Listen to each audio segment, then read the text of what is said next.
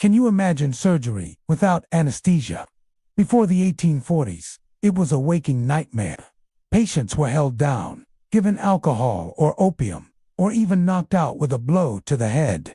Surgery was a race against time, a brutal, last resort ordeal where speed was everything.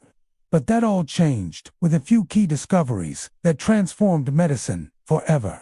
Our story starts around 1799, when chemist Humphrey Davy noticed that nitrous oxide, or laughing gas, could relieve pain. He suggested it for surgery, but the idea didn't catch on for decades. Fast forward to 1842, a Georgia doctor named Crawford Long quietly used ether to remove a tumor from a patient's neck. He was successful, but because he didn't publish his findings, he missed his chance at fame.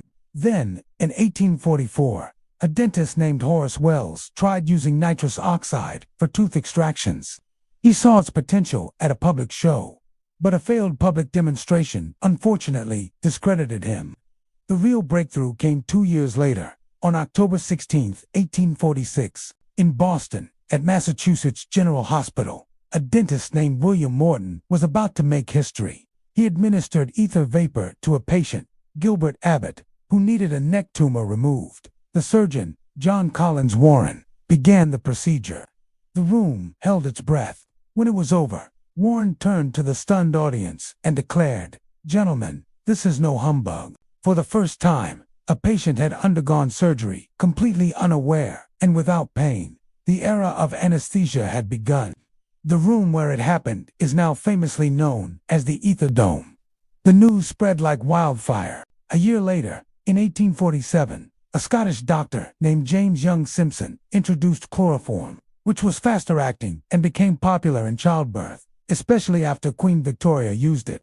The term anesthesia, from the Greek for without sensation, was coined, and surgery was no longer an act of torture, but a calculated, precise science. Of course, the early days weren't without risks. Chloroform was later found to cause liver damage, and overdoses were a serious concern. This led to the development of safer methods and the rise of anesthesiology as a medical specialty. In 1884, a new frontier opened with local anesthesia when Carl Kahler used cocaine for eye surgery. This led to safer alternatives like Novocaine, allowing doctors to numb specific parts of the body without putting the patient to sleep. Thanks for watching. If you found this journey through medical history as fascinating as I do, please hit that like button, subscribe, and ring the bell for more stories that shaped our world. See you next time.